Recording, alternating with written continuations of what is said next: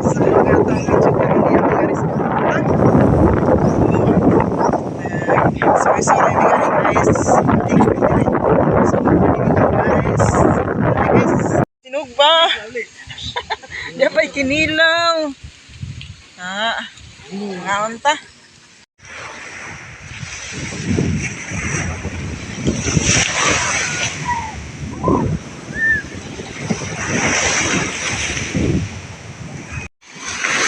Wow.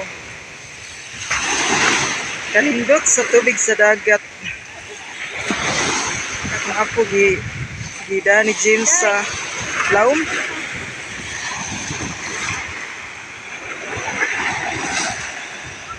Si Pedot po nagdasa yung anak. Pero di ato ay si Pedot. Yang asawa, si Joy.